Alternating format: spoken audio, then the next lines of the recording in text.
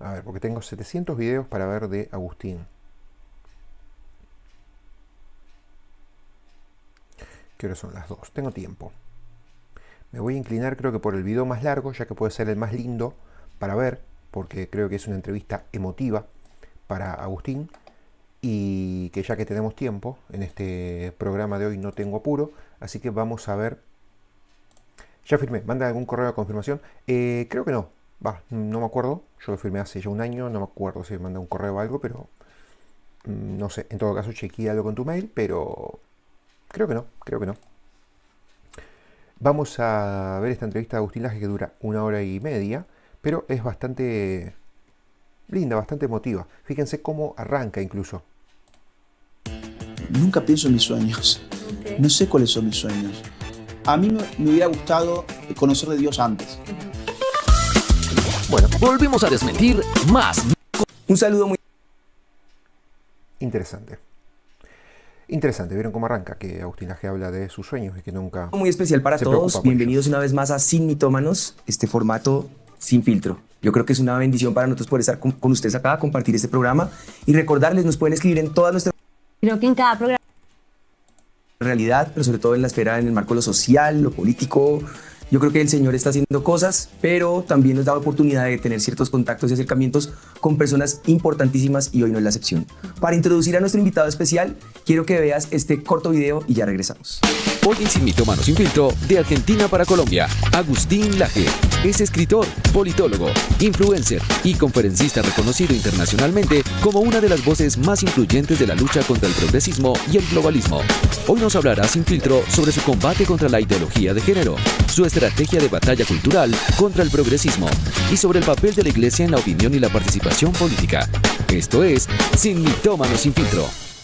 Pues así es, hoy nos acompaña Agustín Laje. Un saludo muy especial, Agustín. ¿Qué tal, Juan? ¿Cómo estás, Solana? ¿Cómo Muchas estás? gracias por la invitación. No, con todo gusto. Tenemos el placer de tener con nosotros a un politólogo argentino muy conocido por ir contra mitos e ideas que son progresistas, y esa palabra quiero que la tengamos muy en cuenta. Básicamente, la crítica de Agustín va en contra de ideologías de género, en contra del feminismo, en contra de esa parte radical del feminismo, ¿no? Y de la multiculturalidad como un extremo, porque estas ideas, según lo que hemos estado leyendo, debilitan la familia, debilitan los valores tradicionales. Para Agustín, estos movimientos traen un poco de confusión sobre algunos temas básicos como diferencia entre hombre y mujer, sobre todo en la manera de abordarlos. ¿Tú consideras que hay una batalla cultural y se cree que en esa especie de dictadura políticamente correcta no se permite una opinión diferente? Y eso es lo que ha marcado una brecha clara entre el pensamiento de Agustín y otros pensamientos, ¿no? El pensar diferente trae consecuencias, pero hemos visto cómo no te afecta tanto las consecuencias como ser claro y consecuente con tus principios y con lo que crees. Esa postura ha hecho que mucha gente... Fíjense, acá estamos en casobeatriz.org. Ustedes entran acá a la página que les pasamos recién para firmar esto y que el aborto no sea un derecho en toda América. Ponen clic en firmar aquí y luego completan sus datos: nombre, apellido, país, teléfono, correo electrónico, acepto términos y condiciones, y acá está todo lo que van a firmar. Si quieren leerlo, obviamente, hacen clic acá, ventana emergente, y abren toda esta petición en más grande si quieren, y si no, simplemente las leen de acá, porque, bueno, están firmando, obviamente, esto. Así que es importante, si quieren leerlo, para, obviamente, saber qué es lo que están firmando. Así que, bueno, nada, esos son los pasos, por ahí si alguno no estaba avesado en cómo era el procedimiento. Pero es simplemente esto: firmar, o sea, completar estas casillas, estos casilleros con sus datos y darle al clic. te sigamos. Pero también ha generado bastantes críticas, sobre todo, como lo hemos visto recientemente aún en nuestro gobierno, de gente que no piensa igual que tú, de gente que sus ideas combaten tus pensamientos, ¿no? Por eso hoy queremos analizar un tema muy importante, yo creo que en este momento a nivel mundial, y es lo que hablabas ahorita del progresismo. Esta palabra que se ha vuelto como una doctrina que se ha infiltrado y que genera más que todo son mentiras en los pensamientos de todas las personas, pero yo creo que mucho en la vida de los jóvenes en especial, en donde distorsiona la visión de ese mundo mejor, de esa postura que trata de ser más amigable, de que trata de mostrar que de pronto personas como tú, conservadoras o como nosotros, creyentes, cristianas, nos volvemos como retrógrados, que nos oponemos al avance, a la ciencia, al bienestar social, y que además nos hacen como o ponen en duda ese discurso de los valores más conservadores. Por eso el mito que hoy queremos tratar es: el progresismo es el camino a un mundo ideal. Bueno, muy interesante. Digamos, el progresismo es un marco ideológico. Es un marco ideológico que envuelve distintas causas. El progresismo tiene que ver con la palabra progreso.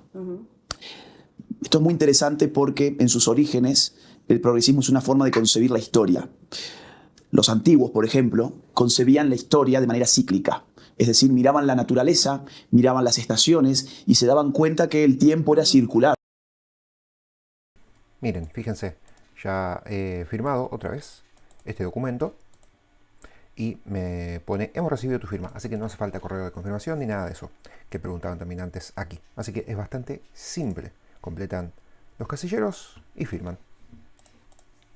Es decir, uno pasa de una estación a otra y vuelve a iniciar el ciclo. Más aún, miraban no la naturaleza, sino las formas de organización política y se daban cuenta que también eran circular, que la ciudad iba pasando de una democracia a una tiranía, a una oligarquía, volvía a ser una democracia, volvía a ser una tiranía. Decía, el tiempo es circular. Eso se quiebra fundamentalmente en el siglo XVIII, donde el tiempo y la historia aparecen como si fuesen una flecha que ya no vuelve a su origen, sino que apunta hacia el progreso indefinido. De ahí sale la idea de que la historia, más que apuntar al pasado, es algo que está por hacerse. Esto digamos, suena un poco complejo, pero es el fundamento del pensamiento que hoy tenemos y que nuestra cultura ha aceptado. ¿Qué es lo histórico? Lo histórico en realidad es algo que está atrás, pero también algo que está por hacerse. Y para hacerse necesita de acción política. El progreso debe ser traído, el paraíso debe ser bajado a la tierra. Es una secularización de una promesa religiosa en realidad. Totalmente. Es la idea de que el hombre es perfectible y que el tiempo tiene una lógica intrínseca que supone un avance indefinido, un progreso indefinido. El progresista sería el que ha hallado esta verdad, ha encontrado la verdad de la historia, del avance histórico, y por lo tanto reconoce que el hombre cada vez es mejor, lo nuevo siempre es mejor que lo viejo, lo que está delante siempre es más importante que lo que está atrás. Esa forma de ver el tiempo y digamos así, la historia es terriblemente dañina para aquellos que entendemos que en realidad nuestros cimientos están en el pasado. Total. Que si disponemos de una civilización hoy es precisamente porque hubo una serie de generaciones que están atrás, no adelante, que se han estado pasando las antorchas, que se han estado legando culturas, legando costumbres, legando tradiciones, legando usos, legando enseñanzas, y que eso ha generado una acumulación que decantó en una civilización que es de la que hoy gozamos. El progresismo en ese sentido es, a mi juicio, una anticivilización, porque su intención es borrar con todo lo que ha sido heredado. Por eso, por ejemplo, acá hay una Biblia. Bueno, para un progresista una Biblia es una cosa absurda porque es muy vieja. Es parte del pasado. Y la lógica, y cierro esta introducción al tema, porque digo, introduzco de esta manera porque por ahí a la gente le suena el término, pero no sabe bien qué significa. No, y les parece que es bueno. Y les parece que es bueno. Lo cierto es que la lógica del progreso es cierta en el orden tecnológico, o es relativamente cierta en el orden tecnológico. Vamos a hacer un experimento rápido. Supongamos que yo tengo dos celulares, dos teléfonos móviles acá atrás. Ustedes no los pueden ver. Y yo les digo, les voy a regalar uno de estos dos. Y solamente les voy a dar un dato. Uno de ellos lo adquirí en el año 2024 y el otro en el año 2007. ¿Cuál eligen ustedes? El del año 2024. ¿Por qué? Porque es mucho más nuevo y por lo tanto es mucho mejor, porque la tecnología apunta en línea recta hacia una superación de sí misma. Ahora, si yo digo, tengo dos libros acá atrás, uno es del año 2024 y el otro es del siglo IV antes de Cristo, ¿ustedes cuál eligen? Bueno, digamos, o por lo menos vas a estar confundido, por lo menos vas a decir, esa información no me es relevante. Lo dudas, no me es relevante la información del tiempo. ¿Por qué? Porque en cuestiones como verdad, belleza, moral, no hay tiempo que valga en realidad. Claro. Entonces el progresismo, digamos así, es una ideología y es una ideología, a mi juicio, peligrosa y que disuelve los lazos sociales. Qué interesante, porque con esto en mente que nos cuentas, el progresismo, podemos decir así en un resumen muy, muy básico, porque ya lo explicaste muy bien, es ese ideal que la sociedad tiene de avance continuo, ¿no? Sí, exacto. Hacia un estado ideal. Lo has dicho mucho mejor que yo. Es un ideal. Entonces, similar a esa utopía, podríamos decir que lo que constituye ese mundo ideal, quiero que lo tengan muy en mente, va a variar según la perspectiva de cada mundo, ¿no? Entonces, en general, muchos movimientos progresistas lo que van a estar buscando es esa justicia social, es esa equidad, es esa inclusión, que son palabras que, y ahora sí ya empiezo a entender, con razón, ya sé de dónde viene como todo este ideario, ¿no? Y la sostenibilidad ambiental y el tema del calentamiento global, el medio ambiente, libertad individual plena. Y con ese libertinaje y con todo ese tema de idearios, ¿qué opinas de ese mundo ideal que se está levantando, por lo menos en Sudamérica? Mira, has mencionado muchos temas, todos son muy importantes. Voy a tomar sobre todo uno y después, si te interesa algún otro, entramos por otro, porque son temas de distintas agendas, Sí. pero son todas parte de lo que llamamos agenda progresista, en efecto. Vamos a, por ejemplo, el tema de la justicia social. Claro, ¿qué dice el progresismo? La plenitud social se alcanza cuando los derechos avanzan. El avance de la historia lo traducen como avance de derechos. Entonces, ¿qué pasa con la política? La política ofrece derechos, queremos más derechos. El eslogan de todos los políticos de América Latina, que es por lo que me estás preguntando, de los últimos años, ha sido: te vamos a dar más y más y más derechos. Bueno, con una única excepción, que es Javier Milei, que no es político, por eso ese no era su discurso. Entonces, ¿cuál es el problema? Es que la gente termina perdiendo de vista que a cada derecho le corresponde una obligación. Ajá. Es decir, un derecho es algo que se te debe. Derechos y obligaciones. Si tenés X derechos, significa que se te debe X. En ese sentido, hay dos tipos de derechos. Un tipo de derechos que podemos llamarle derechos negativos, no en un sentido moral, no negativo de malo, sino, ya vas a saber por qué, derechos negativos y otros derechos positivos. El derecho negativo es el que se define como una obligación para el resto de abstenerse a hacer algo. Por eso, lo negativo es que el otro simplemente no actuando está respetando tu derecho. Esos derechos son tres. Derecho a la vida. Yo, para respetar tu derecho a la vida, tengo que abstenerme de matarte. Claro. Tu derecho a la libertad. Yo, para respetar tu libertad, tengo que abstenerme de someterte. Someterte físicamente. Y el derecho a la propiedad. Yo, para respetar tu derecho a la propiedad, yo tengo que abstenerme de robarte. Ahora aparecen derechos positivos, que son derechos progresistas, que tienen otra naturaleza. La prestación ya no va a ser que yo me abstenga, sino que yo haga algo por vos. Y si no lo quiero hacer, como es un derecho para vos, va a aparecer una autoridad política a obligarme a hacerlo, so pena de ir preso. Entonces, por ejemplo, vos vas a decir: yo, que soy progresista, creo en el derecho a la vivienda propia. Bueno, eso es muy lindo, qué lindo, quiero viviendas para todo el mundo, me encanta. El problema es que las viviendas no caen del cielo, las viviendas se hacen, se trabajan, se ahorran, se invierte. Entonces, si vos me decís: pero yo tengo derecho a una vivienda propia, significa que otras personas tienen que o hacerte tu vivienda o mínimamente pagar por ella. Y cuando vos obligás a los demás a pagar por tu vivienda, estás vulnerando su derecho a la propiedad. Es decir, sus bienes privados, frutos de su trabajo, te lo has quedado vos. O sea, los has tratado como siervos. Les has quedado con parte del fruto de su trabajo, con su propiedad. Y además has vulnerado su libertad. Porque, insisto, les has tratado como un siervo, no dejándole disponer libremente de lo que legítimamente es de ellos. Con lo cual, tu derecho a la vivienda, en realidad, atacó dos derechos básicos: el de la libertad y el de la propiedad. Y así lo podemos llevar a otros terrenos más intangibles. Derecho a la identidad de género. ¿Qué significa eso? Significa que yo quedo obligado, porque es tu derecho a que la sociedad te perciba como vos te autopercibís, te trate como te autopercibís, e incluso que te dé insumos necesarios para maquillar tu autopercepción. Entonces yo quedo obligado a, por ejemplo, llamarte Juana. Y yo quedo además obligado a incorporarte en una liga de deporte femenino, porque vos me decís que sos Juana. Y yo quedo obligado a dar más dinero en mis impuestos para que a vos te den tus hormonas y tus cirugías plásticas. ¿Se entiende? Entonces, y yo puedo quedar obligado a otras cosas. Por ejemplo, yo puedo quedar obligado a que mis hijos estudien una currícula escolar donde le van a decir que el sexo se puede cambiar según la autopercepción y que no me permitan, como padre de familia, elegir. Entonces, al final, tu derecho a la identidad de género, ¿qué generó? Bueno, generó una vulneración a mi libertad de conciencia, a mi libertad religiosa, a mi libertad de opinión, a mi libertad económica, porque ahora estoy teniendo que pagarte tus hormonas cuando eso no estaba en mis fines económicos. Fíjate cómo entonces los derechos progresistas, que son los más atractivos, ¿por qué son los más atractivos? Porque hay algo abstracto llamado sociedad que te tiene que dar cosas. Por eso justicia social. Hay un ente abstracto que en realidad lo financiamos entre todos, llamado sociedad, que tiene que pagar por esos derechos. Y vos te vas a sentir muy bien. Ay, la sociedad me está haciendo un acto de justicia. No, es que la sociedad como tal no existe, es una abstracción. Lo que existe es gente que está trabajando, gente que está pensando, que está hablando, que ahora queda sometido a vos.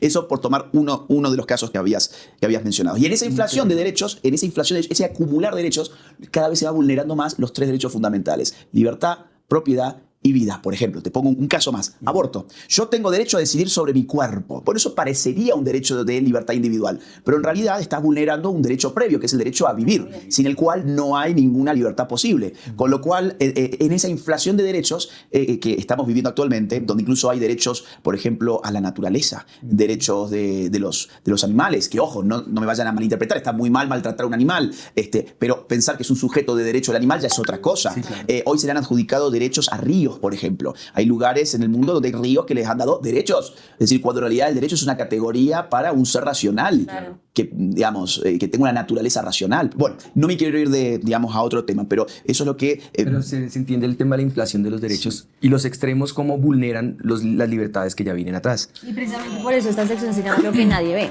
porque lo que la gente ve es lo bonito que te presenta el progresismo. O sea, lo que explicabas ahorita de lo atractivo que puede ser, lo que suena, lo que ellos enseñan. Es importante ver toda esta parte porque cuando nosotros vemos las libertades desde la perspectiva del otro, sí, eso puede sonar progresista, pero cuando esas libertades, como bien lo dices, infieren vulneración de mi libertad, ¿ahí qué se puede hacer? ¿Ahí qué límite puedo yo poner? Entonces es bueno uno poder identificar todas estas realidades y entender en qué punto se ha extendido esos dominios a un mundo al que ya no es sano, ya es insano, y cómo poder entonces fortalecer esa realidad y decir, venga, estos son los límites.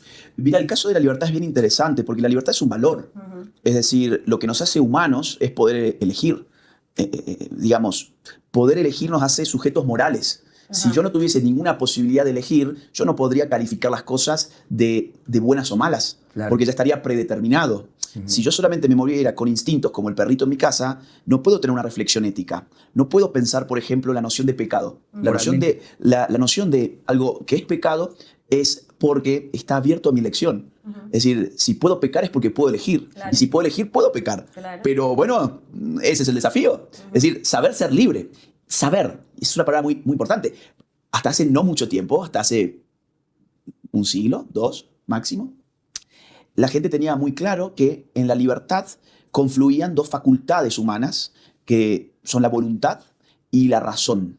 Yo puedo tener una voluntad específica, pero también tengo una razón. Y mi razón puede domar mi voluntad. Puede mostrarme que esa voluntad quizá está equivocada. Más aún, puede informarme que esa voluntad en realidad es un deseo irracional. Por ejemplo, consumir drogas. Yo tengo el derecho a consumir drogas y la libertad a consumir drogas. Y vamos a ser francos. Sí, claro, en cualquier país encontrás drogas en la vuelta de la esquina. Ahora, ¿tenés la libertad de hacerlo? Ese no es el punto real, es tu razón está determinando tu voluntad y tu voluntad está en relación con tu razón o está en relación con instintos, con pasiones, con desórdenes psicológicas. Ese tipo de reflexión en torno a la libertad ya no existe. Hoy libertad equivale a deseo y todo lo que yo deseo solo por desearlo es bueno. Eso también es uno de los mantras progresistas. Ya no puedo reflexionar en torno al bien y al mal, porque lo bueno y lo malo es simplemente mi deseo. Es decir, lo bueno y lo malo al final de cuentas están dentro mío. Yo soy el que determina. Si yo quiero consumir una línea de cocaína porque la deseo, entonces la línea de cocaína es buena. No tengo el juicio. Porque lo que me gusta del tema es ver cómo sí o sí ya no se trata de razonar. Se trata de, mediante un deseo, tengo el permiso a. Exacto. Y ahí hay un error grandísimo porque nos están cohibiendo de la capacidad de pensar, nos están cohibiendo de la capacidad de razonar, de la capacidad de poder influenciar lógicamente o avanzar en una lógica razonable que pueda yo medir si tomo una decisión o no y tener la libertad, como decías ahorita, para tomar esa decisión o no. Y la libertad es buena. Claro. La libertad es lo que nos permite pensar en el bien. O sea, si no tuviésemos libertad ni siquiera podríamos decir que las cosas son buenas o malas. Claro. Es buena. El problema es que el progresismo ha generado algo que se llama relativismo moral. Entonces, hemos pasado de la extinción de la moral vía extinción de la libertad a otra cosa que es la extinción de la moral vía la confusión de la libertad con el mero deseo. Todo lo que yo deseo es bueno porque lo deseo. Si no lo deseara, no sería bueno. Si vos deseas otro tipo de cosa distinta de la mía, pues entonces vos no tenés ningún derecho a decir que la mía es mala. Porque si vos decís que la mía es mala, estás perjudicando mi identidad. Mi identidad. Por ejemplo, en el orden de las familias. El progresismo cree que el mundo está mejor que nunca en términos de familias porque hemos asumido que hay diversidad de familias. Hay algo que ellos llaman familias diversas, que son además familias nuevas. Todo lo nuevo siempre es mejor que lo anterior. Ese es el eje de los progresistas. Entonces, por ejemplo, ¿qué le llaman familias diversas? Por ejemplo, una familia homoparental, o sea, dos hombres conformando lo que ellos llamarían una familia. Ya vamos a ver por qué en realidad no es así. O por ejemplo, una familia hoy puede ser una chica o una señora ya de 45 años que tiene 2 perros y un gato, por ejemplo. Eso es una familia.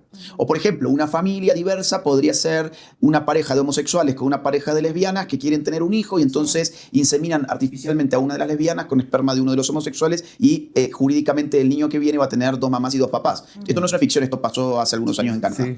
Esos son familias diversas. Y cuando vos haces lupa, te vas a dar cuenta que en realidad todos esos tipos de familias diversas tienen un común denominador, y es que ninguna son reproductivas. La mujer de 45 años no se va a reproducir con su perro ni con su gato. El hombre con el hombre no se va a reproducir. Esta otra familia múltiple, a menos que intervenga la ciencia y haga toda una experimentación, tampoco se va a reproducir por sí misma. Entonces, si vos tomaras todo lo que llaman familias diversas, vamos a tomar todo lo que hoy llamamos LGBT, con todas sus familias diversas, las pones en una isla desierta y le decís, acá construyan el imperio LGBT, ¿qué va a pasar? No va a durar más que lo que dure esa gente. ¿Por qué? Porque no hay sociedad. Porque le faltaba la célula básica. La célula básica de una sociedad no era el individuo, era la familia, por su capacidad reproductiva. Si no tenés capacidad reproductiva, entonces no es una familia. Hablo de la institución, no del caso particular, porque luego en un caso particular uno puede encontrar un matrimonio heterosexual donde por razones de disfunción orgánica no pueden procrear, pero eso es una excepción a la norma. La norma es hombre-mujer procrear porque son diversos. Y ahí viene el engaño del lenguaje. No eran familias diversas las otras, la verdadera familia diversa era el hombre y la mujer, precisamente porque por ser diversos podían reproducir. Los otros no podían reproducir porque eran lo mismo, no lo otro, no lo diverso, eran lo mismo. Hay tal confusión con el lenguaje que terminamos aceptando cosas absurdas simplemente porque no pensamos las palabras. Por lo mismo que hablabas ahorita del voto, porque es llamativo. Porque es llamativo, porque además, ¿sabes qué pasa? Te pone en el lugar del bueno. Yo diciendo esto soy el malo. Claro. Porque está diciendo que entonces la señora de 45 años que fracasó en sus noviazgos, que fracasó en su matrimonio y que ahora está tan feliz con sus 2 perros y su gato, entonces no tiene una familia.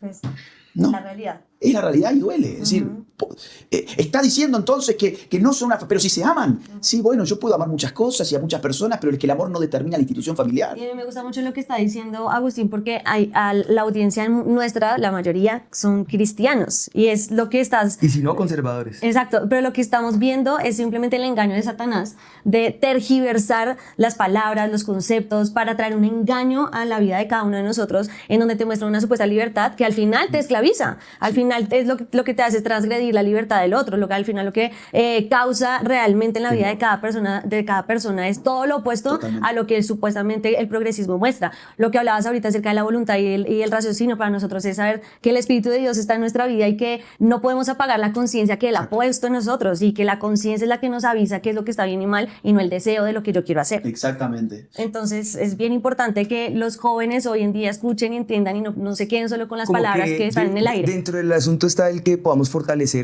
lo que sabemos, porque con estas ideologías tan avanzadas, tan fortalecidas y con tanta bulla, porque en realidad es bulla, tiende a intimidarnos y tiende a callarnos. Y entonces la gente, al no tener la argumentación necesaria, prefiere callar.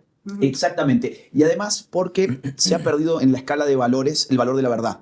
Es decir, hoy es más importante ser considerado empático, que es un valor muy de los tiempos que corren. La empatía, que en realidad es una falsa empatía, empatía real es que si vos me decís que vos sos Juana y no Juan, yo trate de ayudarte a que te des cuenta de que en realidad tu cuerpo no está enfermo. Yo no soy empático por ser parte de tu mentira. O sea, no hay empatía sin verdad. No hay empatía sin verdad. Entonces la verdad es superior a lo que ellos llaman empatía. Total. Entonces uno tiene que tener clara su escala de valores. Tenés que saber, mira, yo no puedo mentir. Sí, pero es que esta mentira me va a poner en el lugar del homofóbico, del transfóbico. Bueno, vos iniciaste el diálogo diciendo te han atacado y te atacan y te dicen esto y lo otro. Bueno, es que en mi escala de valores está muy, muy claro que yo lo que persigo es la verdad. No significa que yo tenga la verdad, que yo sea la verdad. No, que sea dueño de ella. Que sea dueño, no, significa que yo me esfuerzo por tratar de acariciar la verdad.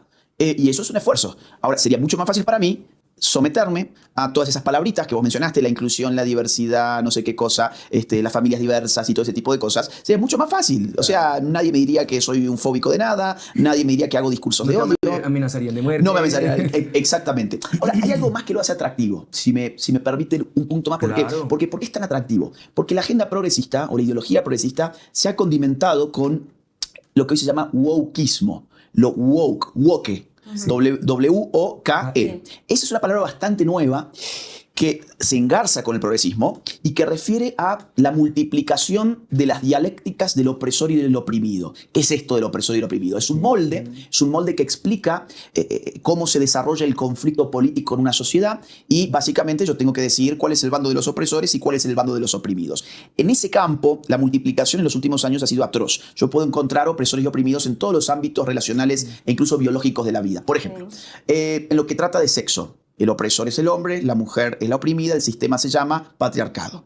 O, por ejemplo, lo que hace a la orientación sexual. El homosexual es el oprimido, el heterosexual es el opresor y el sistema de opresión se llama heteronormatividad. Por ejemplo, lo que hace la identidad de género. El transgénero es el oprimido, el cisgénero, así es como ellos le dicen a los que se identifican con su propio cuerpo, o sea, una persona, digamos, que reconoce que su cuerpo es lo que es el opresor y el sistema de opresión se llamaría cisnormatividad. O, por ejemplo, el rico es el opresor, el pobre es el oprimido, el sistema se llama neoliberalismo o capitalismo. Después, por ejemplo, en temas de etnia, quien tiene una ascendencia indígena es el oprimido, quien tiene una ascendencia europea, por más que sea de la misma nación, es el opresor, el sistema se llama neocolonialismo. O, por ejemplo, en términos de raza, el blanco es el opresor, el negro es el oprimido, el sistema se llama racismo. O incluso vamos a puntos incluso más exagerados porque son muy actuales. Vamos a temas de peso. El flaco es el opresor, el gordo es el oprimido y el sistema se llama gordofobia.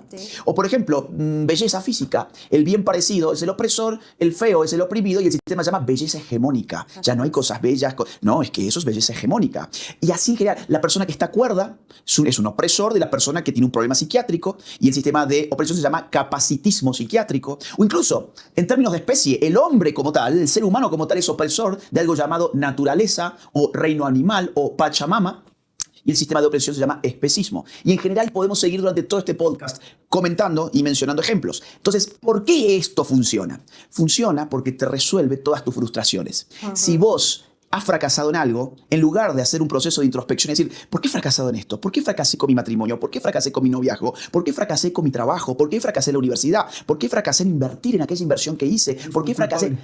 Tenés el culpable, lo vas a encontrar. Era o porque eras feo, porque eras gordo, porque eras pobre, o porque eras indígena, o porque eras mujer, o porque Pero nunca va a ser tu culpa. Siempre es un sistema abstracto de opresión que resuelve de corto plazo tus inquietudes, tus frustraciones. Mira, todos los seres humanos fracasamos porque somos imperfectos. Hasta Lionel Messi se cansó de fracasar en las Copas Mundiales hasta que al final se le dio. Pero no hablemos del tema, Agustín. Por favor. Digo, bueno, alguien que para nosotros es un ídolo. Bueno, también, a ver, ¿cuántos fracasos acuestas? El problema con el fracaso es que yo tengo dos opciones. O le echo la culpa al mundo, en este caso le echo la culpa al sistema de opresión, o yo digo, a ver, ¿cómo puedo mejorar? ¿Cómo asumo el reto? Entonces, estas ideologías generan gente mediocre. Pero esa gente mediocre queda muy cómoda. Muy cómoda pensando que la culpa no la van a tener ellos no tienen nada que ver, sino que son las pobres víctimas de la historia. La gente desesperada. Una mentalidad al respecto que va a tener, al fin y al cabo, quien lo asuma como deleitoso, va a verse vulnerado, al final de cuentas va a sentirse víctima del mismo sistema. Sí. Y mira que, por ejemplo, en la economía, la mendicidad no es una condición de calle, como lo llaman, una condición social o un estatus social, es una condición mental. Y fíjate que en todas las áreas de los ejemplos que has puesto, siempre va a haber una condición en la que yo voy a encontrar un conformismo con el asunto y va a generar esa mediocridad que dices. Entonces, ni voy a avanzar, sino que voy a buscar soluciones mediáticas que a la postre me van a llevar a un estado peor. Y a la postre, la solución que sí voy a encontrar, como le pasa a muchos de estos con suicidio, con temas psiquiátricos, con temas psicológicos, con temas ya profundos, ahí la pregunta es ¿quién te va a ayudar? Totalmente. Nadie, porque como lo dices en tu libro muy claramente, es una agenda. Exactamente. Mira, y estaba pensando en un caso, para ilustrar lo que vos acabas de mencionar, que es muy importante, que al final te hacen ser mediocre. Obama una vez recibió públicamente a un grupo de afroamericanos y uno de ellos le comentó públicamente que su sueño era ser piloto de la Fuerza Aérea, pero que él sabía que por su color de piel nunca iba a poder progresar en rangos, nunca iba a poder llegar a los máximos cargos dentro de la Fuerza Aérea. Y Obama le dijo que sí, que él tenía razón, que por su color de piel él estaba en esa situación, que lo apoyaba, pero que él tenía toda la razón. Bueno, cuestión que el chico evidentemente nunca lo intentó, cuando en realidad la Fuerza Aérea de los Estados Unidos tiene los máximos cargos afroamericanos desde luego de la Segunda Guerra Mundial. Entonces fíjate cómo el sueño de un chico, se frustró por una ideología Dios, que le han Dios. metido en la cabeza, el presidente de los Estados Unidos incluso, le apaña y le dice que sí, que vos sos el oprimido, vos sos la víctima, no persigas ese sueño porque ¿Lo tenés limitó? lo que llaman el techo de cristal en otros Y lo que ámbitos. creen que los hace avanzar los limita. Es que son ideologías que te terminan limitando a vos mismo. Porque esa posición de víctima, pues nunca puedes salir de ahí. Claro. Ahora, has mencionado algo últimamente muy importante, y es que en el pasado el progresismo se enfocaba más en la parte económica, como en todo lo que fue el marxismo de lo económico, del pobre al rico, pero últimamente se ha enfocado mucho, y creo que su énfasis va a ser siempre la liberación sexual, la identidad de género. ¿Por qué crees que el progresismo da tanto énfasis en esto y por qué ahora? Porque su modelo económico era profundamente estatista, incluso socialista, y a finales del siglo XX ese modelo colapsó. Los soviéticos se cayeron, los chinos incorporaron reformas de mercado en 1978, los socialismos reales, o el único socialismo real de nuestra región, Cuba, Sí. mostró que no tenía ninguna capacidad para generar riquezas. La idea de que el socialismo podía generar bienestar económico sencillamente se mostró como una ficción.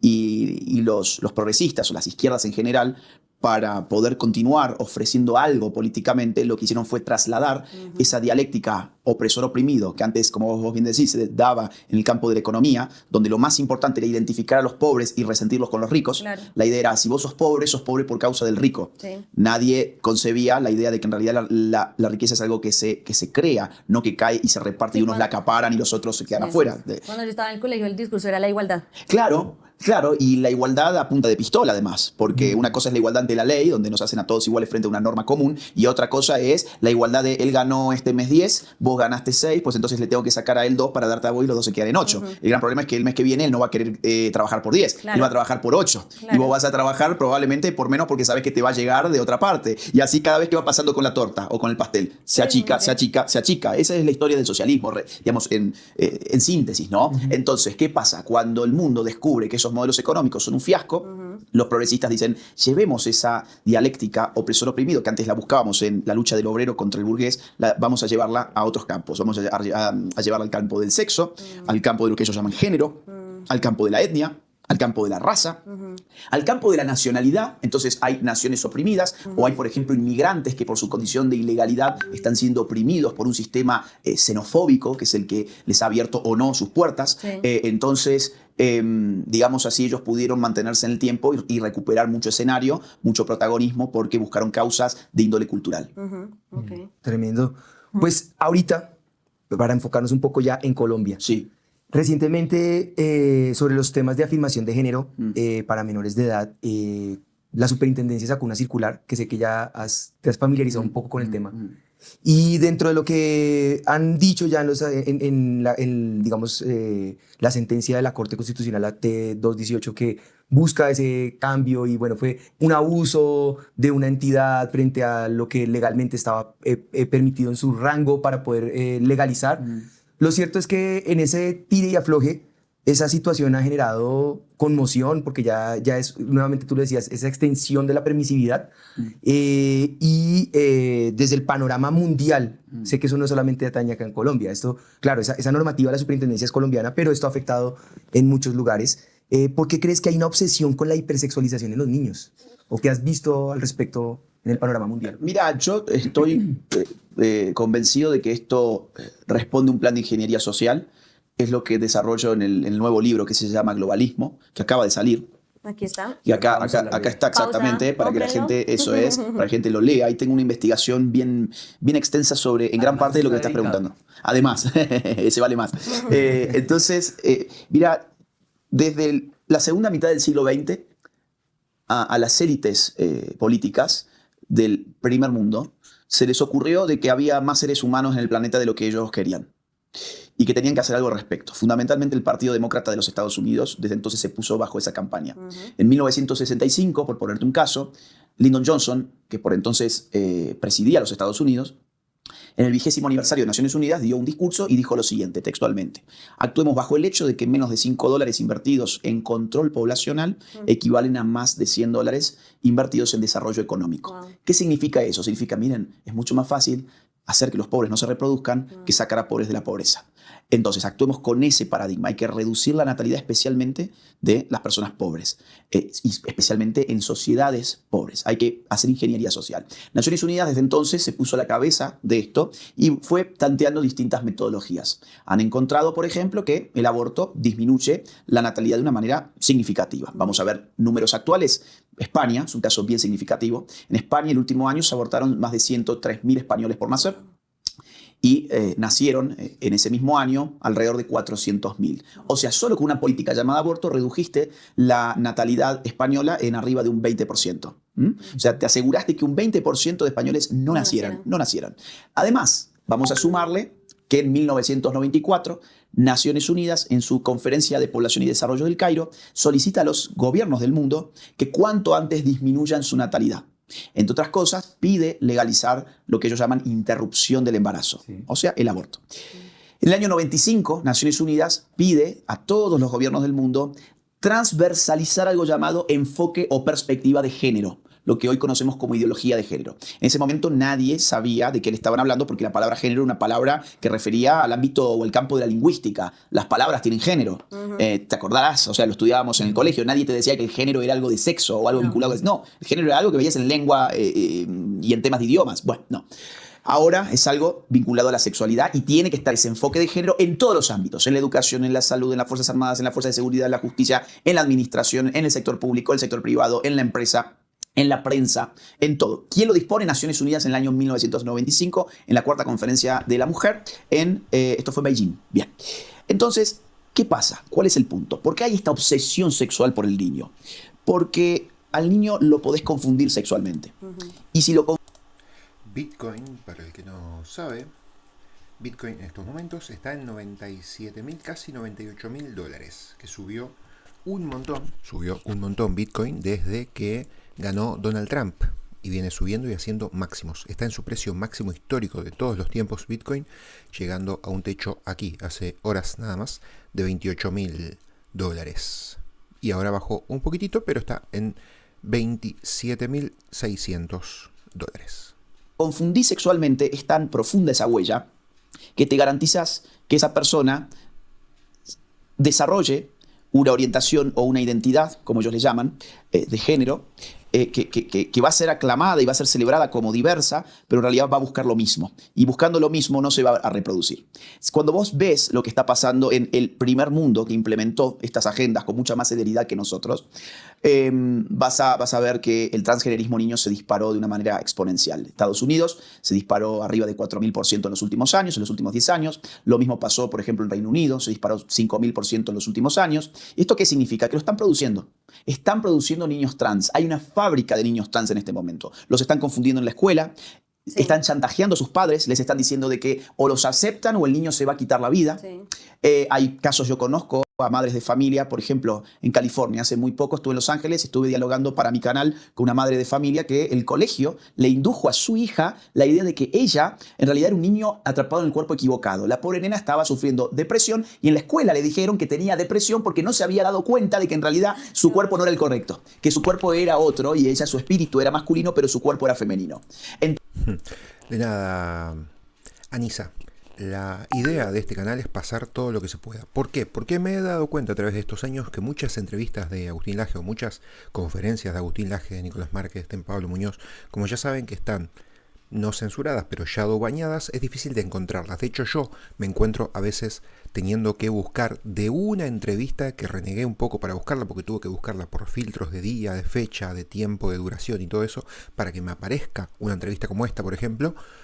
Después de los videos relacionados, recién puede salir otra entrevista de Agustín Laje u otra conferencia o lo que sea. Entonces es difícil encontrar entrevistas, por eso se las traigo acá al canal y bueno, para que las puedan ver, para que las puedan reaccionar, porque la verdad que son muy importantes y como ya saben, no tienen tanta difusión como deberían, o por lo menos por parte de YouTube.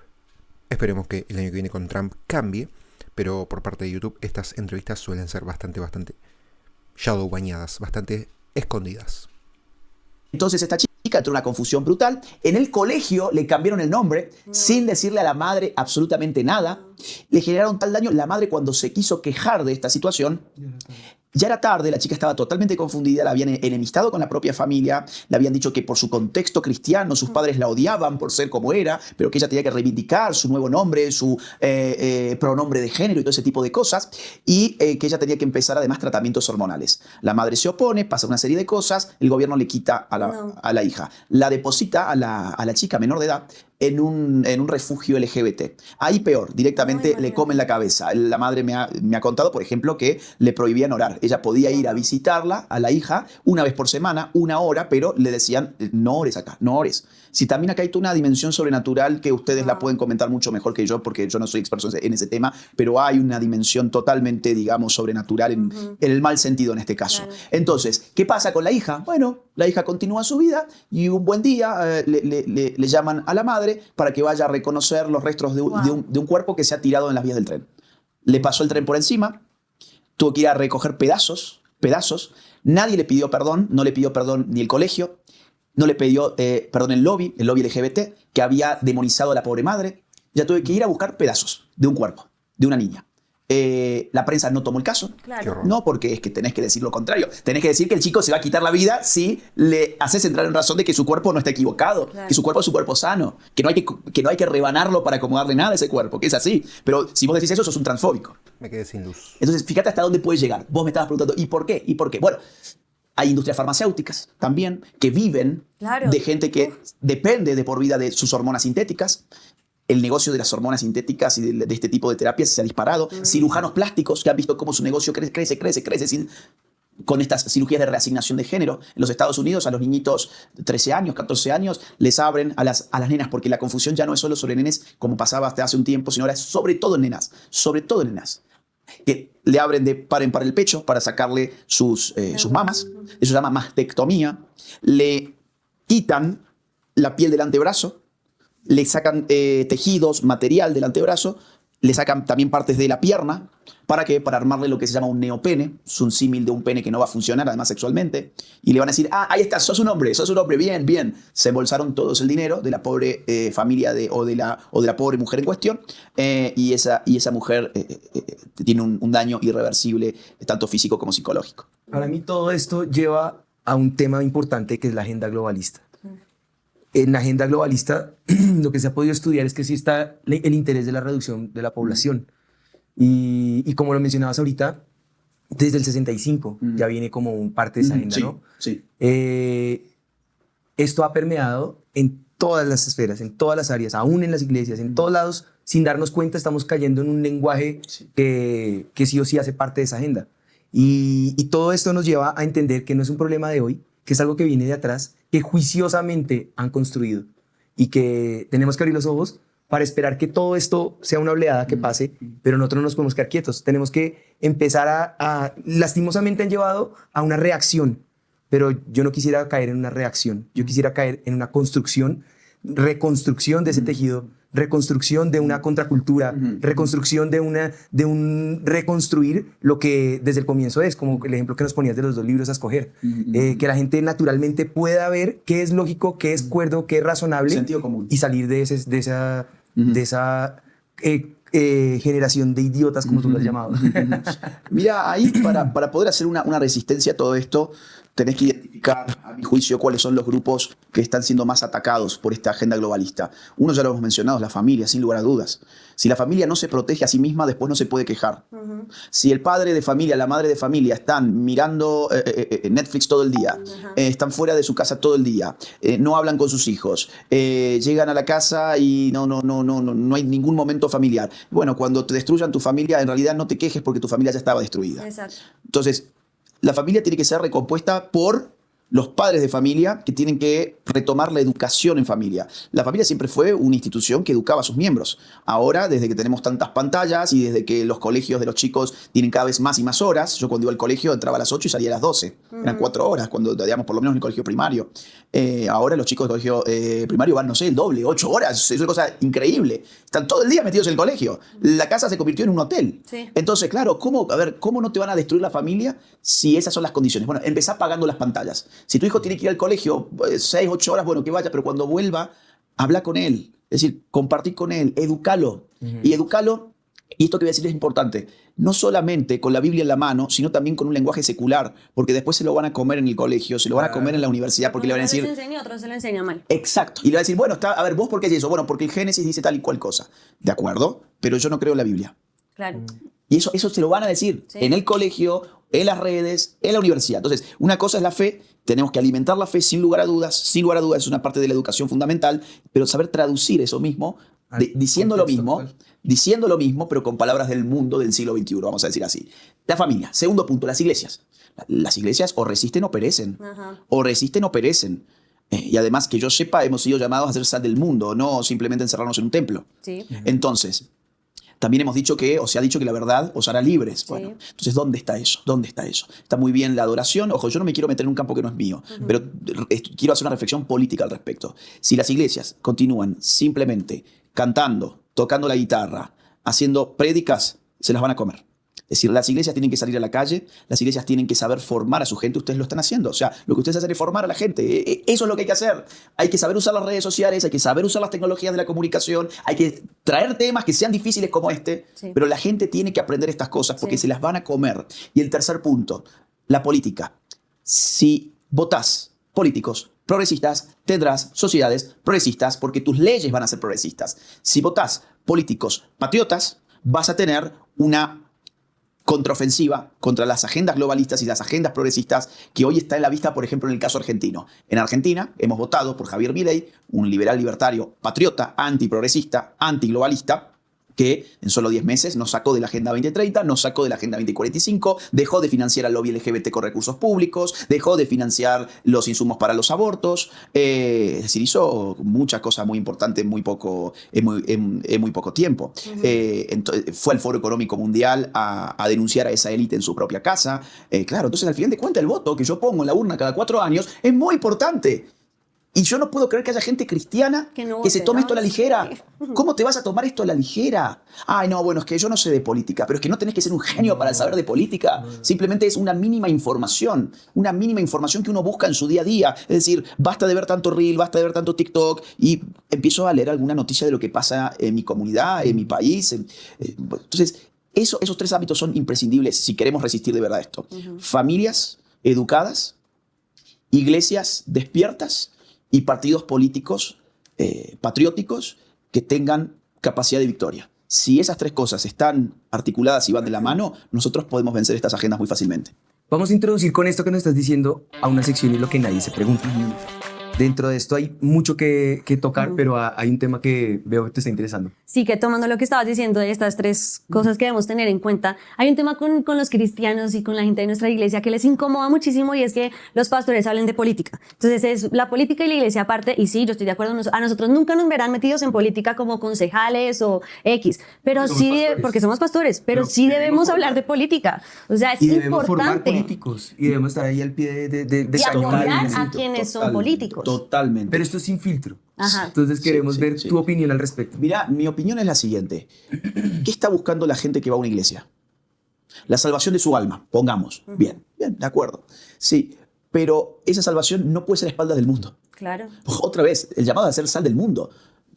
No puede ser a espaldas del mundo. Entonces, lo que realmente está buscando mucha gente es una anestesia. Sí. Van y buscan una anestesia. Y cuando hablan del mundo en la iglesia, esa anestesia ya no me está haciendo efecto. Es más, me está mostrando problemas y responsabilidades que yo tengo, porque si yo reconozco esos problemas que están allí afuera, me obligo a hacer algo, o tengo por lo menos el sentimiento de que yo debería hacer algo. No, yo no venía a buscar esto, yo venía a buscar, adorar, escuchar la canción de la iglesia y salir recompuesto espiritualmente. Bueno, es que entonces no es una iglesia, es una secta.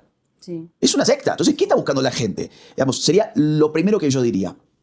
Y en segundo lugar, nos guste o no nos guste, somos animales políticos, está en nuestra naturaleza. ¿Qué significa ser un animal político? Significa que estás sometido a las reglas de la política. No hay nadie, no hay ningún ser humano que no viva bajo el imperio de normas políticas.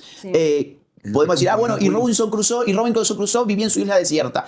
Sí, bueno, ahí no había política porque no había otros. Pero Robinson Crusoe es un individuo que es una excepción, es una ficción, es un cuento. Tarzán es un cuento. Sí, Rómulo y Remo es una leyenda. Fíjate, no podés encontrar náufrago, Tom Hanks. No podés encontrar un ser humano que no viva en un contexto social porque somos animales sociales, pero la sociedad se ordena necesariamente políticamente. Entonces, la persona que le da la espalda a la política, que creo que es el caso de muchos cristianos, son como los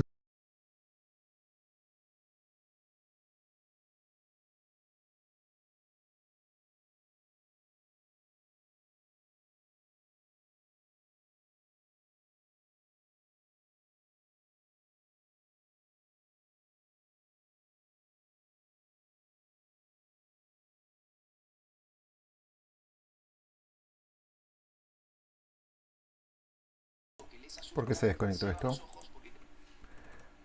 Denme un segundito que se fue el sonido.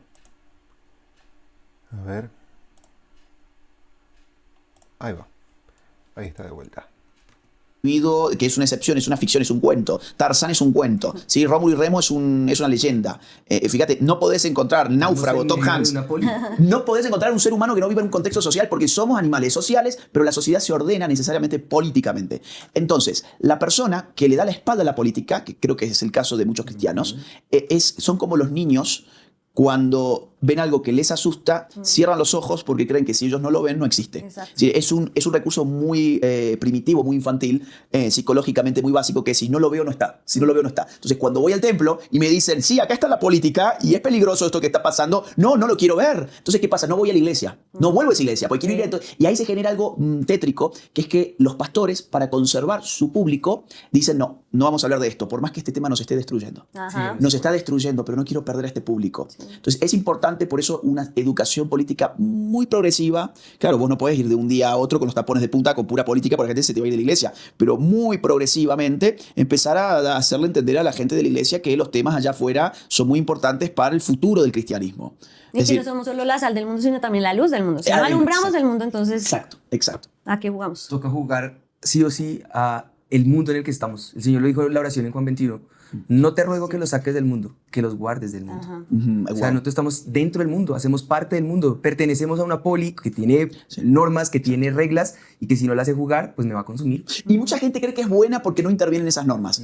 Bueno, pero yo no tengo la culpa de que ahora la circular no sé cuánto habilite transgenerismo en niños desde los 3 años en adelante. Que eso es lo que ha pasado acá. De 3 años en adelante ya un nene es considerado por estado trans, por ejemplo. Bien. Bueno, ¿y eso a mí en qué me incumbe? O sea, yo no tengo ninguna responsabilidad. Esos son los políticos los malos. Bueno, a ver, alguien votó a esos políticos.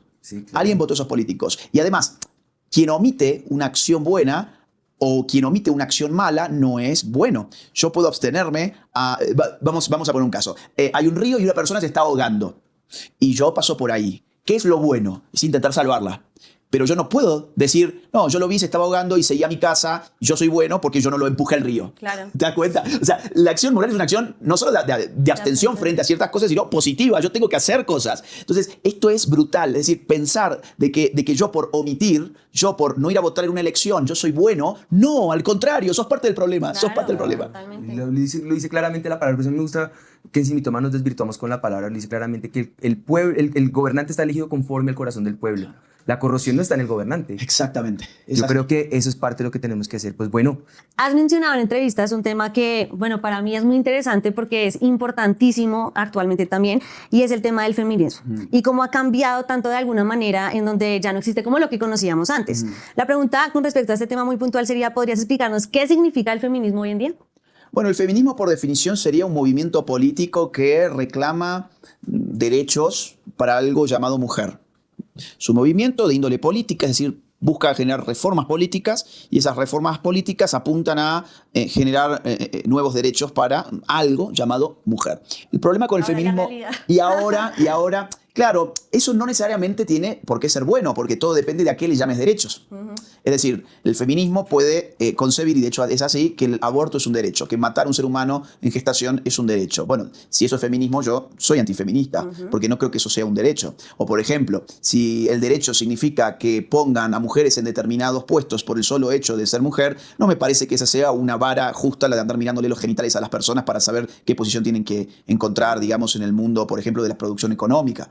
Entonces, el feminismo, en principio, sería de modo abstracto eso que te acabo de decir, pero ha tenido un gran problema a partir de la década del 90 del siglo pasado, que es que adoptó algo llamado género como paradigma de su ideología política.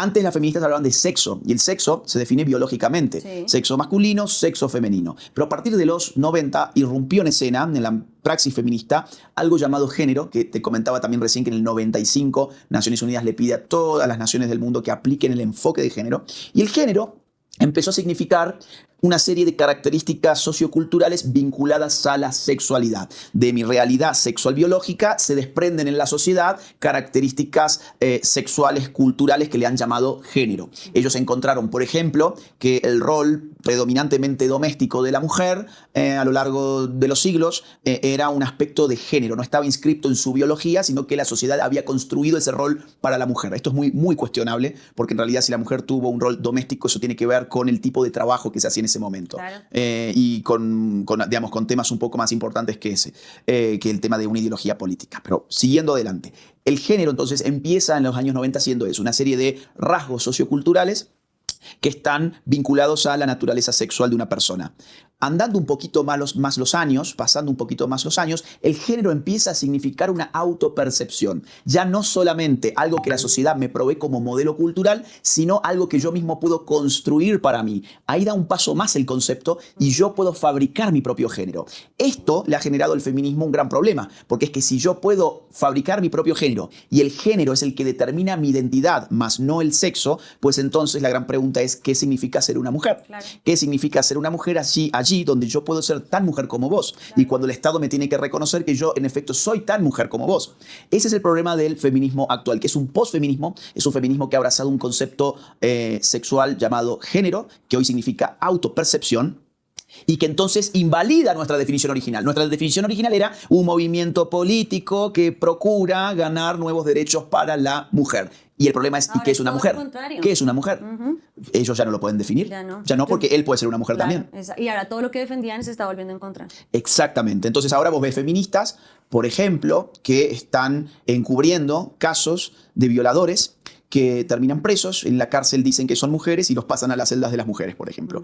Y las feministas no pueden decir nada porque ese es el producto de su paradigma. O están encubriendo, por ejemplo, que en ciertos deportes donde la fuerza física tiene mucha ventaja sobre la otra persona, como por ejemplo temas de peleas y este tipo, MMA y ese tipo de cosas, bueno, se mete, por ejemplo, un hombre que dice que es una mujer a pelear contra una mujer y la destroza. Y volvemos a lo mismo de la mediocridad, porque la mayoría son hombres que les va mal en el lado masculino y dicen, pues en el lado femenino les gano. Exactamente. Mujer y gano. Exactamente. Y frente a eso, ninguna feminista o prácticamente ninguna dice absolutamente nada porque están presas de un paradigma que ellas mismas han construido. Sí, exacto. Yo prefiero el mujerismo. Aunque creo que todo ismo tiene su extremo que lleva a esa discusión, ¿no? Rescatar el valor de la mujer es muy diferente a reconstruir algo que no existe para llevarlo a un extremo. Exactamente. O sea, una cosa es reivindicar a la mujer, tratar de solucionar las problemáticas que le afectan, y otra cosa muy distinta es decir, hay algo llamado patriarcado, que él es el que te está oprimiendo a vos, y aparte eso es muy destructivo para la familia. Claro. Imagínate, chicos muy chiquitos que hoy están... ¿Por eso no se quieren casar? Sí, claro. A ver, han generado una perturbación en la relación natural entre los sexos, donde hoy ser un niño o ser una niña es un enorme problema porque si sos niño te han dicho desde que naciste prácticamente de que sos el malo de la película y que sos un violador y que sos un violento y que tenés masculinidad tóxica, y a la mujer le han dicho cuidado con este tipo que es un violador, que es un violento, que tiene masculinidad tóxica, que es un patriarca, que es un machista. ¿Cómo haces para que esas dos personas sean lo que siempre fueron? O sea, potenciales complementos. Imposible. No se puede. Yo creo que con eso que estamos viendo podemos pasar a la siguiente parte, que es lo que todos queremos saber. ¿Qué trata puntualmente este libro de globalismo? Mira, el globalismo es un libro político que trata de responder a la pregunta ¿cómo se domina hoy a los hombres? ¿Qué forma tiene hoy el poder político? La tesis del libro es que el Estado nacional está perdiendo su poder de decisión de sus agendas políticas porque ese poder ha sido transferido o se está transfiriendo hacia organismos internacionales. Son los organismos internacionales, por ejemplo, Naciones Unidas. Recién mencionábamos la ONU. Que la ONU te diga que tenés que implementar ideología de género es un caso de globalismo. ¿Por qué? Porque vos no tenés ningún poder de influencia sobre quiénes son los que deciden en la ONU. Claro. Ni siquiera hablan tu lengua, ni siquiera son personas que conozcan tu país. No son connacionales, no son compatriotas. Tampoco, es que les da igual. Entonces vos terminás sometido a una burocracia de gente que ni habla tu idioma, no sé quiénes son, no los elegís, no los controlás, no sabes qué hacen, no tenés idea de nada, pero a estos tipos se les ocurre en 1995 de que tu país tiene que someterse a la ideología de género. Se les ocurre en 1994 que tu país se tiene que someter al aborto. Se les ocurre en el año 2000 que tu país se tiene que someter a algo llamado Agenda de los Objetivos del Desarrollo del Milenio. Se les ocurre en el año 2015 que tu país se tiene que someter a algo llamado Agenda 2030. Y se le ocurre en el año 2024, en septiembre de este año, que tu país se tiene que someter a algo llamado Agenda 2045. Vos decís, pero ¿y dónde quedó la nación? ¿Dónde quedó el pueblo? ¿Dónde quedó la democracia? ¿Dónde quedó la soberanía de mi Estado? No, tu Estado ahora se convierte en un intermediador entre su pueblo y organismos internacionales que están decidiendo lo que las naciones tienen que ser y hacer. Ese es el globalismo. Eso es el globalismo. Es una forma de poder sobre los hombres que se sale de los marcos del Estado nacional para depositarse como poder de decisión en organismos internacionales. Muy bueno. Tremendo. Yo creo que algo de lo que hemos estado hablando, y sabemos que alguien que influyó mucho en tu vida fue tu abuela, que te impulsó a ese pensamiento crítico. Y el problema de los jóvenes hoy en día es que no les gusta pensar y no les gusta criticar, no les gusta hacer un pensamiento crítico más allá de lo que me enseñan. ¿Qué les diría tu abuela a estos jóvenes hoy en día que no quieren pensar críticamente? Mírale, yo creo que le haría preguntas. Es decir, a mí el asunto fueron las preguntas. Que es algo que hacía Sócrates. Sócrates, el gran filósofo griego, siempre en sus diálogos preguntaba, y con las preguntas iba desarmando y haciendo pensar al otro. Más que afirmar cosas, le iba preguntando para irle desmontando el argumento al otro. Entonces haría preguntas. No, por ejemplo, ¿qué es una mujer? Hacele esa pregunta a un chico que diga que es muy empático, porque cree que la autopercepción determina la identidad de alguien. Bueno, muy bien, la autopercepción la determina. ¿Y cómo la determina? Sería una buena pregunta. ¿Cómo es el mecanismo? ¿Y por qué? ¿Y por qué, por ejemplo, es el cuerpo lo que está equivocado y no la autopercepción lo que está equivocada? O, por ejemplo, son preguntas que yo haría en este momento, no mi abuela, pero digo, la lógica es esa. La lógica es esa. O podría preguntarle, por ejemplo, ¿por qué a una niña anoréxica le decís que tiene que comer porque su cuerpo necesita alimentarse, porque ella no pesa 120 kilogramos, sino que actualmente está pesando 30 kilogramos, pero a una niña que te dice que es de otro sexo, le decís que su cuerpo está equivocado y que tenés que cortarle en rebanadas el cuerpo para hacerla ser un hombre? ¿Por qué? ¿Cuál es la diferencia? O, por ejemplo, yo le preguntaría, ¿y por qué mi autopercepción es capaz de determinar mi identidad de género, pero no mi identidad racial? ¿Por qué yo no puedo ser afroamericano? ¿Por qué no puedo, digamos, determinar mi identidad etaria? ¿Por qué no puedo tener 15 años de nuevo en vez de 35? ¿Por qué algo tan biológico como el sexo sí puede cambiar, pero algo tan metafísico como el tiempo no? Es decir, preguntas que disparen el pensamiento, preguntas. O, por ejemplo, si lo que se aborta no es un ser humano, entonces ¿a qué especie pertenece? No, es que no pertenece a ninguna especie. ¿Y puede una entidad viva no pertenecer a ninguna especie? Sería otra pregunta. Fíjate, es decir, las preguntas son importantes porque con la pregunta se dispara la reflexión. Entonces, ese es un buen ejercicio para hacer en casa, por ejemplo, con algún hijo díscolo y no sé qué, hacerle preguntas que muevan el pensamiento. O, por ejemplo, esto que vos le llamas un derecho, ¿quién lo va a pagar en concreto? Por ejemplo, ¿quién? Esto que llama justicia social es porque la sociedad lo tiene que conferir. ¿Y qué es la sociedad? ¿Quiénes son la sociedad? ¿Es un organismo que vive por sí mismo? Son preguntas que tienen que ver con lo que hemos estado hablando recién nosotros. O en otro orden de cosas, ¿por qué tengo que aceptar yo algo llamado Agenda 2030 si yo no he tenido ninguna incumbencia en ello? Nadie me consultó siquiera si yo estaba de acuerdo con alguna de sus 169 metas. ¿Por qué ahora yo tengo que ser obligado a cumplir algo en lo cual no participe en absoluto? Así que, chicos, pregúntense, por favor. Pregúntense cosas. Esa es la idea. Es lo lindo del pensamiento crítico, ¿no? Sacar el mejor criterio. Exactamente. ¿Cómo ves a Colombia en comparación al resto del mundo en Latinoamérica? Y va acompañada de otra. ¿Ves que esta locura progresista se ve como al borde, al límite? ¿En qué cronológicamente dónde lo ubicas? Mira, Colombia no ha sido nunca un país de izquierdas. Colombia ha tenido bastante sufrimiento y sangre derramada a culpa de la izquierda que digamos así, el ciudadano colombiano promedio no es de izquierdas. Lo mismo podemos decir de otros países como Chile o como Perú. Son 3 naciones que incluso enfrentaron al socialismo del siglo XXI durante la mayor cantidad de años en que el socialismo del siglo XXI funcionó. Sí. De hecho, había algo llamado Grupo de Lima, que eran Colombia, Perú y Chile.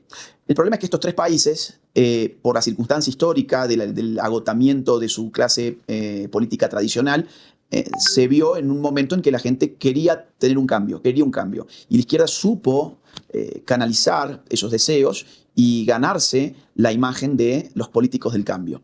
Y por eso ganó Petro. La gente quería cambiar algo, quería cambiar algo. Ahora, por eso también la imagen de Petro está desplomándose, porque la gente ya ve que ha pasado más de la mitad de su gobierno y que todo lo que ha cambiado para peor. Sí. El asunto con el cambio no es el cambio en sí mismo, el asunto con el cambio es hacia dónde cambiamos. Ajá. Y eso es lo que la gente no se ha preguntado. Por eso es tan importante. ¿Te gusta el cambio? Sí, quiero cambio. ¿Hacia qué dirección? Ajá. ¿Cuál es el cambio que propones? Y esa pregunta la mayoría de la gente no se la hacía. Entonces, claro, ¿qué es el cambio? Es una alteración de una situación dada que cambia en su estado. Por ejemplo, la enfermedad es un cambio respecto de la salud y la salud es un cambio respecto de la enfermedad. Ahora, yo no puedo decir, quiero el cambio. No, yo quiero un cambio que me dé más salud, porque la enfermedad también es un cambio del estado del cuerpo. En política pasa lo mismo, pero esta gente supo aferrarse a la idea del cambio y eso conquistó corazones, no cabezas, porque no era gente que había pensado un segundo esto. Ahora, ¿qué pasa hoy? Bueno, vamos a entrar muy pronto en el tercer año de Petro. Ese va a ser un año bien complicado. ¿Por qué? Porque al año siguiente ya hay campaña política, con lo cual el tercer año va a ser muy fuerte, muy ofensivo por parte del gobierno. ¿Cómo? Va a querer buscar continuismo. Va a querer, exactamente, va a buscar la manera de usar el Estado para sus propios fines, por algo es jefe de Estado. Claro. Pero yo creo que él la va a tener bien difícil. Yo no me imagino 4 años más de Petro. No, gracias. No me lo imagino porque mucha gente acá dice, Petro, puede ser Chávez y no sé qué, sí, o puede ser Maduro. Mirá, el chavismo es distinto en el sentido de que el chavismo sale de las Fuerzas Armadas. Chávez era un militar Sí. y las Fuerzas Armadas han estado implicadas en ese régimen desde el inicio. En cambio, las gloriosas Fuerzas Armadas de Colombia no solamente no están implicadas con Petro, sino que son enemigas naturales de Petro. Petro estuvo en el bando de gente que mataba militares, que mataba policías y que mataba ciudadanos inocentes, como para que las Fuerzas Armadas vean en Petro Una posibilidad de ayuda. Exactamente, o para que vean una especie de aliado. De vínculo, no de lo hay. vínculo. No lo hay. Entonces, eso El sector es... privado está negado en el aspecto petrista. Entonces él busca las maneras de acercarse y si no, cambiar gente y cambiar gobernantes y cambiar... Y la economía ha agentes. estado bien lenta también, ha estado estancada. La corrupción se ha disparado. A ver, el otro día yo leía un artículo muy interesante que describía 15 casos de corrupción en 20 meses. O sea, prácticamente un caso de corrupción por mes. Un escándalo de corrupción, pero aparte de escándalos tremendos, casi de películas de Hollywood, donde agarran a una pobre empleada y la someten a máquinas de control de mentiras y ese tipo de cosas que parecen sacadas de una película, ¿no? Medio de ciencia ficción. Entonces, la inseguridad. Supuestamente este gobierno venía para dar paz y para calmar los ánimos. Las matanzas se han multiplicado, la guerrilla se ha empoderado. Ha habido más muertes con el tema de los abortos que con la pandemia. Bueno, ¿cómo han acelerado con el aborto? Mirá, en febrero del año 2022 la Corte Constitucional legalizó el aborto hasta la semana 24. O sea, 6 meses de gestación. Tu hijo todavía es viable extrauterinamente. El otro día estuve con unos chiquitos que habían nacido con 5 meses. Habían nacido con 5 meses. Increíble. Perfectos los chicos. O sea, iban a la escuela, chicos completamente normales. Y bueno, no, pero acá hoy podés matar a tu hijo con 6 meses de gestación. Lo podés matar. Pero esa misma corte, en mayo de ese año, 2022, prohibió la pesca deportiva. Porque dicen que le podría generar al animal un malestar, porque todavía no sabemos si los peces son seres sintientes o no. Eso dice de verdad el fallo. No sabemos por las dudas, porque se puede estresar, porque la pesca deportiva saco el pez del agua, me saco la foto y después lo devuelvo. Pero como podría estar sintiendo una suerte de estrés animal, pues entonces prohibida la pesca deportiva. Ahora tu hijo a 6 meses de gestación acribillado. Bueno. Pues con esto yo creo que podemos cerrar Con diciendo gusto. que este mito queda desvirtuado. El tema del progresismo como camino hacia un mundo ideal, pues ya lo podemos desvirtuar y esa promesa que todos nuestros deseos humanos deben ser cumplidos, pues no va a ser más que una ilusión, ¿no? Lo perfecto lo tendremos en la eternidad, en el mientras tanto hay que trabajar por ello. Así. Hay mucho que hacer y hay que salir de esa pereza, salir de esa mediocridad y poder decir que buscar la libertad es algo que debemos hacer nosotros, que debemos reconstruir, pero que hay un esfuerzo y el valor al esfuerzo se debe trabajar, ¿no? Pues yo quiero recordar también Gálatas en el capítulo 5, en el versículo 13, dice, vosotros hermanos, a libertad fuisteis llamados.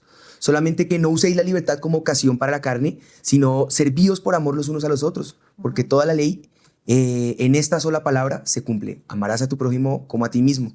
Y eso nos muestra que la libertad es algo que se trabaja, es algo que se vive, es algo que se relaciona, pero no es algo que se transgrede, no es algo que se extralimita.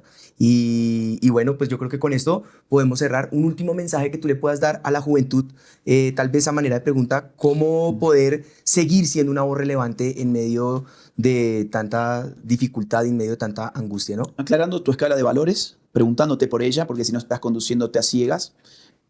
Preguntarle cuáles son los valores que te definen, qué lugar tiene la verdad en tu escala de valores, si estás dispuesto a mentir simplemente por caer bien o por no tener un problema, o realmente la verdad importa en tu vida. Y si la verdad importa, la vas a tener que buscar. Y para buscarla no la buscas ni en TikTok, ni la buscas en Instagram, ni en Netflix. La verdad la buscas leyendo. Leyendo, formándote, participando de tus comunidades, conociendo el mundo allá afuera. Los chicos están muy encerrados. Su vida es un videojuego, su vida es una pantalla. Hoy no saben cómo relacionarse. A mí me impacta muchísimo ver cómo se deteriora en las generaciones más jóvenes cosas que para nosotros es conocimiento automático. Por ejemplo, leer los gestos de ustedes y ustedes los míos. Eso posibilita una comunicación real, es decir, darnos cuenta. Ellos no pueden hacerlo porque no tienen, se la pasan más con un aparato que con una persona real. Entonces sus comunicaciones reales no fluyen, no son significativas. Es impresionante. A mí, que tengo mucho contacto con chicos jóvenes, a veces me sorprende la falta de inteligencia social que hay para no darte cuenta qué es lo que está diciendo la otra persona, que a veces son metáforas, a veces son gestos, ironías, a veces son ironías. sarcasmos. Exacto. Entonces, bueno, el mundo real es importante para encontrar la verdad, la lectura es importante, el estudio es importante, las preguntas son importantes, las dudas. Entonces, ese yo creo que es el camino y al final de cuentas, la idea de que la verdad te hará libre significa, entre otras cosas, que en esa búsqueda vas a evitar que te domine alguien, porque vos sos el que lo está buscando, vos sos el que estás pensando, vos sos el que estás llegando a una respuesta. No hay alguien que le está poniendo en tu cabeza, porque cuando alguien la pone en tu cabeza, ese alguien tiene un interés ya de que vos creas o hagas algo. Claro. Interesantísimo. Bueno, pues queremos cerrar con esta sección que es Sin Filtro en un minuto. Preguntas más rápidas y que respondas A ver, concretamente. dale. ¿Influencer o politólogo? Politólogo. Volver a vivir en Argentina en esta temporada de Milei. Ay, amaría eso. O sea, el tema es que tengo 2 años más por delante con doctorado en España, con lo cual mitad y mitad estoy en Argentina y en España. Dios. ¿País donde jamás vivirías? Cuba, Venezuela Vaso medio lleno, vaso medio vacío. o China. La comida debe ser espantosa. Ciertamente. China. Espantoso. Vaso medio vacío, medio lleno. Ay, lamentablemente medio vacío. Ok. Medio vacío. ¿Milei o Bukele? Milei. A un argentino. Milei, Sí. sí, claro, aparte de un gran amigo. ¿A quién prefieres? ¿A Angela Merkel o a Giorgia Meloni? Meloni. No, ni hablar, es ninguna duda. ¿Emmanuel Macron o Pedro Sánchez? Francia o España. Es así difícil. Macron. Ok. Muy bien. ¿Podemos saber por qué? Sí, porque Pedro Sánchez es tan, digamos así, tan déspota que para quedarse en el poder terminó pactando con terroristas, con separatistas, con gente que ha matado españoles. Con lo cual, bueno, Macron no ha llegado a ese extremo. En todo lo demás son bastante similares, pero este tiene un toque de maldad extra. Ok. Bien. Te toca a ti. ¿Cuál es tu sueño pendiente? Nunca pienso en mis sueños. Ok. No sé cuáles son mis sueños. Sueño pendiente. Cuando era chico tenía el sueño de ser jugador de básquet, pero con 1,70 m eso es imposible. Y mi autopercepción no me va a hacer crecer de estatura. Pero sueño, A mí ¿no? me gusta autopercibirme económicamente diferente, pero tampoco funciona. Claro, tu Se cuenta, considera tu cuenta transeconómica. bancaria. Sueño pendiente. Espera, dame 2 segundos más. ¿Qué sería un sueño para mí? No. Mira, hay que soñar. Te Son- lo dejamos sí. de tarea. Soñaba. Por eso el vaso medio vacío. Soñaba con ver en vivo a mi banda favorita, Blink 182. Pero ese sueño lo cumplí el año pasado. Ese es un sueño desde los 12 años que yo tenía. Bueno, te ponemos una nueva meta. Una nueva meta, Tener sí. un sueño personal. Eso, dale, ya Sí. voy a pensar cuál es el sueño. Bueno, tener hijos. Ah, Tener bien. hijos. Sí, pero ¿Cuántos? 2, 3. Ten el primero y nos cuentas. Sí. ¿Cómo te ves en 10 años? Espero que con la misma cantidad de pelo, porque no es mucha ya. Estoy haciendo todo para que no se me caiga. Y me veo más o menos en lo mismo, escribiendo mis libros, influyendo, teniendo alcance, digamos, de influencia sobre el sector político, no solo en la sociedad, el sector político también.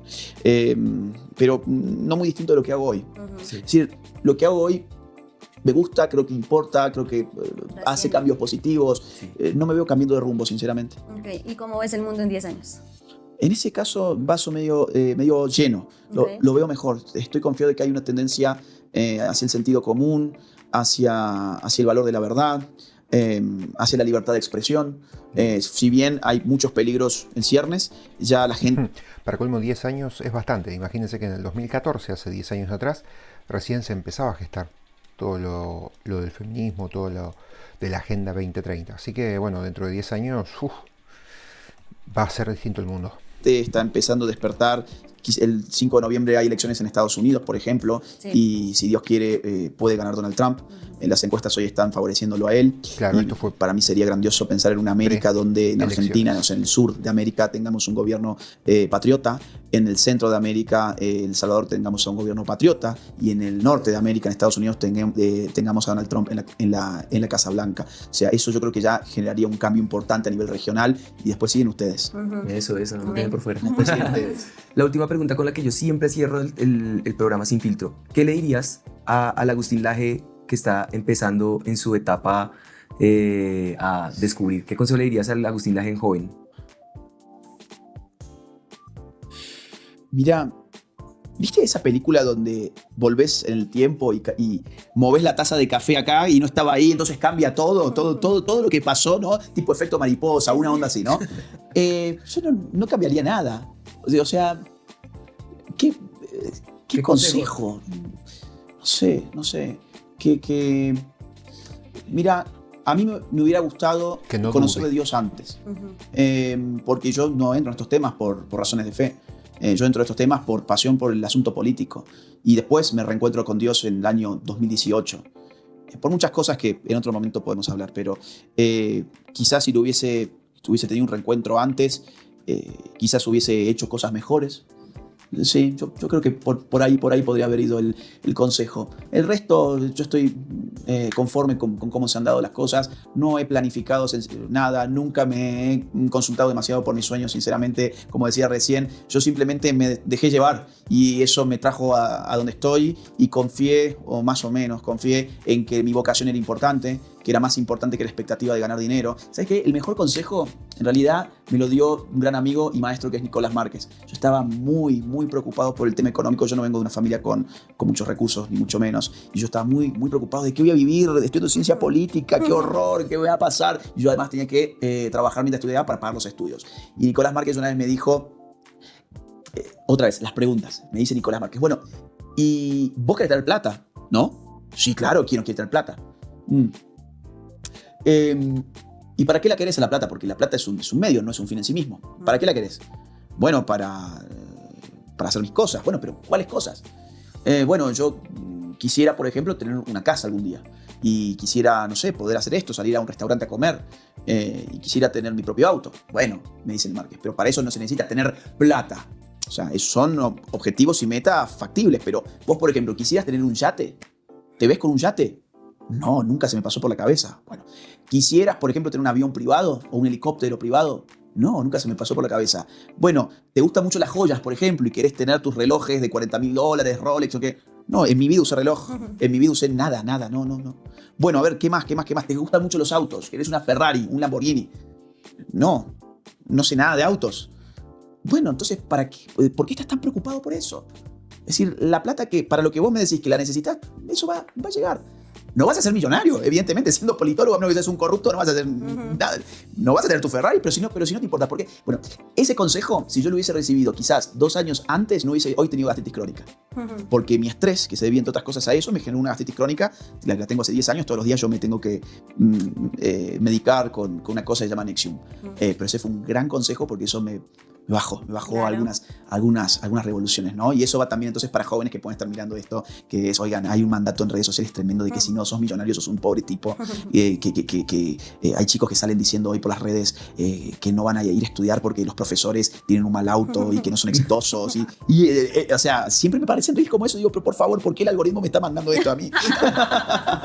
Bueno, nada, me fui por las ramas. No, está Me bien. fui. Buenísimo, está buenísimo. Pues oremos. Sí. Padre, te damos gracias por este tiempo. Bendecimos a Agustín, su familia, su casa, todo, Señor, cuanto le emprende. Los riesgos de seguridad que a su alrededor hay, los ponemos también delante de tu presencia. Y ponemos, Señor, este programa delante de ti. Ayúdanos a todos poder abrir nuestros ojos, poder abrir nuestra mente, tener la capacidad de buscar tu presencia, de leer tu palabra primeramente, pero también poder estar enterados de lo que pasa a nuestro alrededor, Señor, y salir de la ignorancia, salir del desconocimiento, poder empezar a cuestionar, Señor, muchas cosas a nuestro alrededor, para hallar preguntas asertivas, Señor, y poder enfocar estos 10 años que vienen hacia mirarte a ti, mirar los valores, mirar ese listado que Agustín nos propone y que podamos enmarcarlo, Señor, en ti, encaminarnos en ti, encaminarnos en lo que tienes para nosotros, Señor, que ese propósito sea marcado por tu gloria en Cristo Jesús. Gracias te damos, Señor. Amén. Amén. Amén. Queremos darle Gracias. un agradecimiento especial también al hotel que nos recibió Fairfield. de By Marriott, nos abrió las puertas, nos acomodó absolutamente todo, de verdad. Muchísimas gracias. Dios los bendiga. Por aquí está. Ahí está. Fairfield by Marriott. Nos abrieron este espacio, gracias por este tiempo. Agustín, gracias, sé que tu agenda gracias. está súper apretada. Ahora, mira, salgo de acá, me voy directo a tomar un avión. Me voy a tomar ya un Acá avión está. a Estados Unidos. Síganlo. Eso es, y el libro ya está en todas las librerías de Colombia y también se puede encontrar en Busca Libre, en Amazon, así que anímense a leerlo y anímense a difundirlo también. Muchas gracias. Pues bueno, gracias a ti por este tiempo. Síganos por @JuanYanaere. Esto fue Sin Mitómanos, Sin Filtro. Dios los bendiga. Bueno, perfecto. Entonces, hasta ahí con esta entrevista de Agustín Laje, bastante interesante, sobre todo la última parte de Ping Pong, que es un poquito más personal, más de ámbito personal. Yo pensé que iba mucho más la entrevista de eso, pero no, fue bastante normal, bastante política, bastante filosófica, bastante cultural.